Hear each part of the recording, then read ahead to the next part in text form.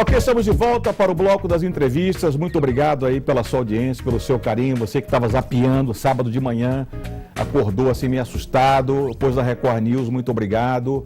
Você está no programa Case, é o único programa da TV brasileira que fala sobre case de sucesso e bate-papo sobre temas do mundo corporativo. Você está no programa certo. E hoje eu estou tendo o imenso prazer de receber o empresário de São Bento do Sul. Essa é a primeira vez que eu trago alguém de São Bento do Sul. Quero mandar um abraço aí para toda a região. Muito obrigado aí também pelo seu carinho e pela sua audiência. Eu estou tendo o imenso prazer de receber o Flávio Schumacher, diretor-presidente da Components, uma empresa muito legal que vocês vão conhecer. Muito obrigado, Flávio. Obrigado a vocês pela oportunidade. Nada, foi um imenso prazer. Eu conheci o Flávio e a história dele, achei muito interessante, eu convidei, por isso que ele está aqui, para mostrar que você também pode abrir um negócio, pode ser uma empresa de sucesso. Eu quero começar te perguntando uma coisa, Flávio, o que te deu na cabeça para você se enveredar pela carreira de empreendedor? Porque às vezes eu falo com pessoas que dizem, a minha vida, eu quero ser empregado, quero mexer com isso, dá muito trabalho. Isso está na veia, isso? Está na veia. É, né? Acho que sim, né? Está na veia e eu digo mais, isso é uma questão de um aprendizado, de uma escola, muito dentro da cultura da própria casa. Sim. Então nós somos uma família tradicional, comerciante de São Bento do Sul. E desde criança, eu digo criança, nem era adolescência, aos 8 anos eu já tinha a oportunidade, meus pais davam a oportunidade de eu realizar alguns serviços dentro da própria empresa. Mas o seu pai era do ramo? Era comerciante? Meu pai é do ramo de comércio de varejo. Ah, sim, tá. Então eu trabalhava fazendo pacote de presente, trabalhava fazendo entrega de produto, trabalhava limpando depósito, e isso eu recebia uma remuneração para isso. Sim. E isso determinou um espírito de poupança.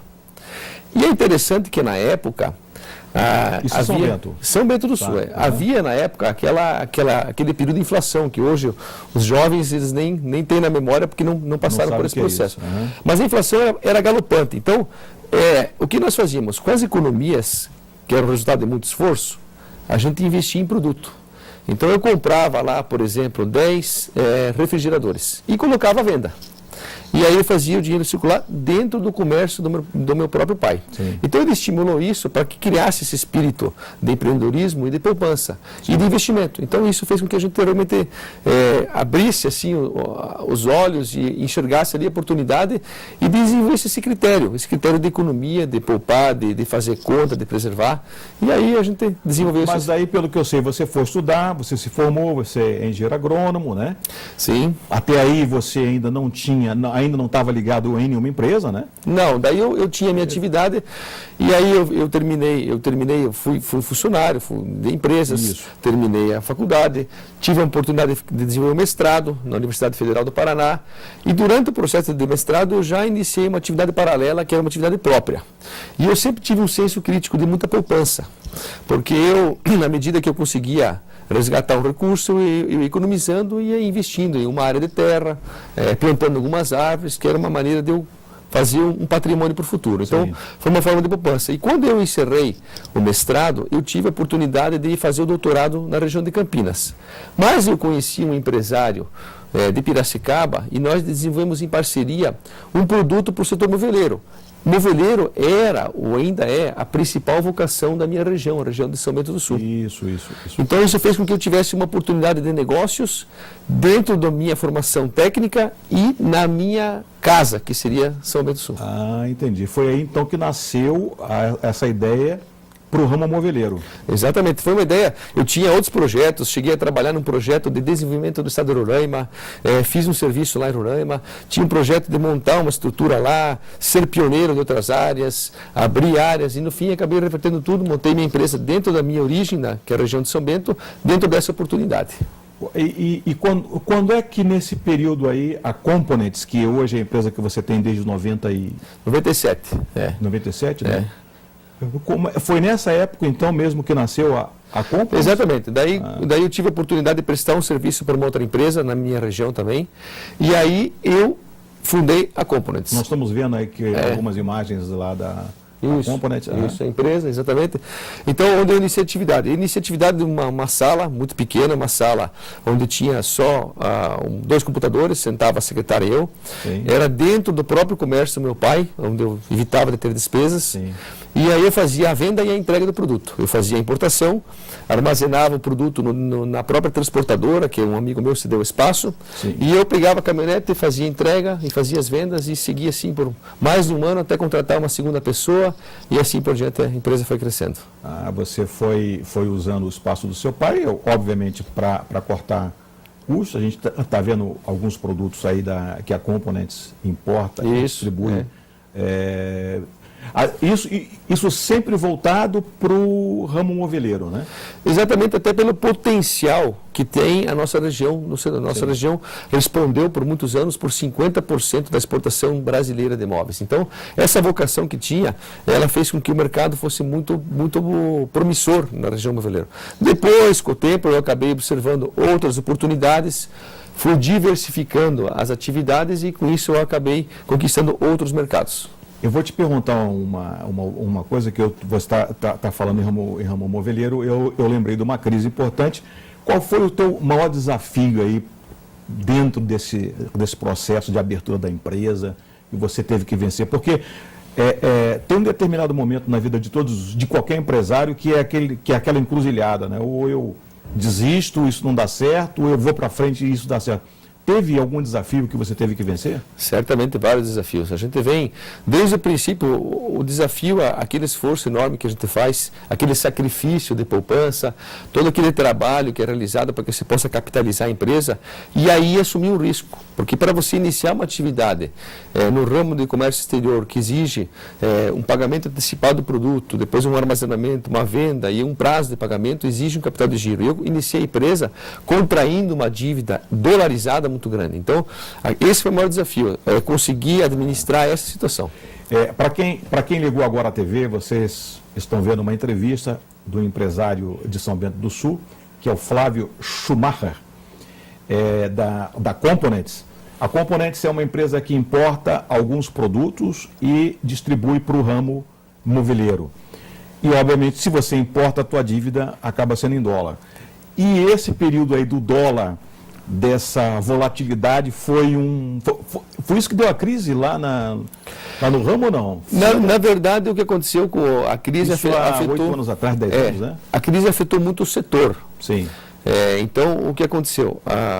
A questão do câmbio, eu procurei manter um equilíbrio, eu criei uma atividade de exportação também, para que eu pudesse manter um equilíbrio das contas e até um menor risco para a empresa. Uma vez movimentando tanto a importação quanto a exportação, eu teria o equilíbrio da minha estrutura. Tem dólar receber, tem dólar pagar. Exatamente. Lógico. Isso foi uma maneira de compensar, criar um fluxo de caixa, uma maneira de harmonizar um pouco essa oscilação cambial, sem pagar pelos mecanismos de proteção que são caros no Brasil.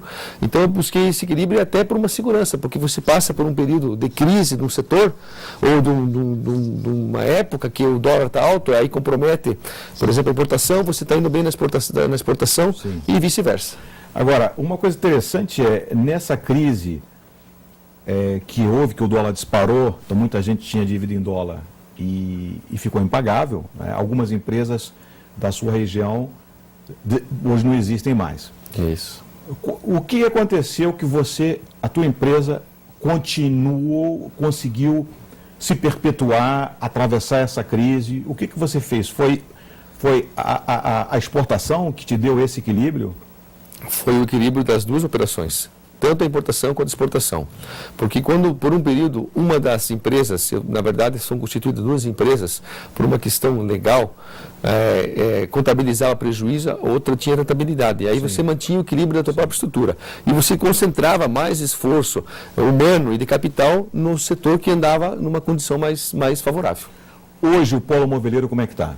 Hoje o polo moveleiro... Essa pergunta eu não te fiz, a gente não falou, mas agora eu estou me lembrando dela. Hoje o polo moveleiro está estabilizado, a crise foi muito forte, praticamente comprometeu a atividade de uma série de indústrias tradicionais, consequência de uma política cambial que é contestada pela nossa região, Sim. mas ela hoje estabilizou, então as empresas estão se recuperando, estão diversificando, estão procurando outros mercados, desenvolvendo novas vocações para que elas possam ter outros canais de venda e aí não estarem somente dependentes do setor externo. Sim. Interessante.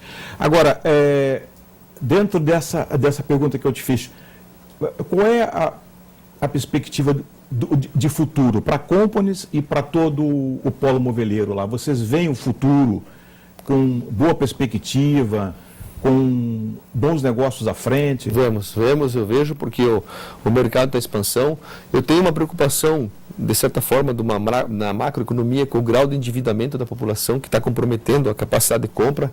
Isso é um produto, uma situação que pode comprometer a médio e longo prazo a economia geral do país, mas nós vivemos um momento interessante. Sim. E hoje, tanto o mercado externo tem reagido, tem de novo buscado o produto brasileiro, Sim. que tinha ficado inviável em função da questão cambial, agora volta a ter. O Brasil tem algumas características favoráveis, então tem que explorar essas características, onde o Brasil é mais competitivo e torna o produto dele mais competitivo.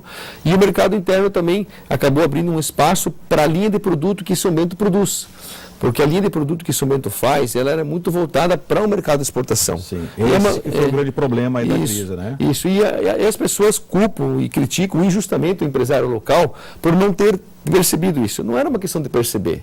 A vocação de uma indústria que faz exportação é totalmente diferente da vocação de uma indústria que faz mercado interno. Sim. Começa pela própria matéria-prima, então o processo de industrialização é totalmente diferente. Então, até a cultura interna da empresa é diferente. Então, as pessoas criticavam, porque vocês abandonaram. Abandonaram o mercado interno, se dedicaram só ao externo e agora, né? Era uma decisão, você não podia ter, a não ser que você tivesse duas fábricas diferentes. Então, uma trabalhava mais, a mesma fábrica para atender os dois mercados, era uma questão né? tecnicamente impossível. Então, os políticos criticaram veementemente essa decisão, mas não foi uma decisão, foi uma consequência. Hoje a Components, o produto carro-chefe da Components, que é o grande sucesso, é a sua tinta. Eles têm uma tinta, pessoal, que é usado praticamente em todas as fábricas aí de imóveis, é uma tinta italiana, que é um sucesso. Esse é o teu produto. Eu não sei se a gente tem imagens, né, desse produto. O diferencial do nosso material é que ele mantém a qualidade, mas ele é um material à base d'água. Então tem aquele apelo ecológico, o diferencial, onde ele não tem solventes, mas ele mantém as condições técnicas de um outro material. E ele atende tanto a indústria da madeira quanto a indústria de vidro. E a indústria de vidro está com um crescimento enorme, seja ele voltado à madeira, seja ele também voltado à construção civil. Então nós estamos ampliando, nós temos uma série de distribuidores hoje a nível do Brasil, estamos até inclusive abrindo uma linha de venda na Argentina, e é uma maneira que a gente tem de diversificar e de explorar outros mercados hoje. Agora, eu quero te fazer uma outra pergunta, que é o seguinte, Flávio. Como é que você consegue conciliar, porque você hoje tem uma vida pública ativa, como é que você consegue hoje conciliar as duas coisas, a vida pública com a privada, ter tempo, né, para as duas coisas? Qual é a mágica que você faz? Esse é o desafio. Agora, basicamente, eu digo o seguinte, são duas características que tem que... A questão de ter uma organização e ter uma equipe. Nos dois sentidos. Então, se você tem uma equipe que seja competente na tua empresa e pessoas também competentes que te assessoram na vida pública, você vai ter sucesso e você consegue conduzir. E eu sou um ferrenho admirador dessa prática, porque eu vejo que deve se vincular um pouco mais a atividade pública à política. O desafio é que são setores e caminhos e formas totalmente diferentes, sim, mas uma tem que aprender muito com a outra e elas estão de uma certa forma amarradas. Então, é um desafio, mas com equipe, com organização, com estrutura, você consegue contornar. E eu digo o seguinte, a gente tendo... Se eu tiver que pedir um favor para alguém e eu tiver duas opções, uma pessoa muito culpada e uma que não faz nada, eu vou pedir para aquela culpada, porque eu sei que ela vai fazer, ela vai fazer, o outro vai me enrolar e não vai fazer. Então é o princípio que eu tenho e dessa forma faz muitos anos que eu trabalho desse jeito, tenho outras atividades em outros setores também e não compromete nem um pouco, nenhum, nem outro, nem minha vida pessoal. Que legal. Para os empresários que estão te vendo em São Bento do Sul, para os jovens empresários, para aqueles que querem abrir o seu negócio, você daria, que conselho hoje? Vale a pena investir no Brasil? Vale a pena abrir um negócio? Vale a pena investir no Brasil, mas a gente recomenda cautela, mas tem que ter empreendedorismo. Hoje, o que eu insisto muito, que o jovem empresário ele tem que investir no conhecimento. Hoje falta um pouco a responsabilidade, a disciplina, a constância. E a gente vê, às vezes, a pessoa espera um pouco a coisa meio pronta, mas o caminho é longo para se chegar lá e o desafio é enorme. Então, a pessoa tem que ter muita perseverança, tem que investir em capacitação, conhecimento, estudar outras línguas. Quem puder, faça como eu fiz. Quando eu tinha 19 anos, eu tranquei matrícula da faculdade, fiquei mais de um ano morando fora, trabalhando em fazenda e fazendo uma série de atividades.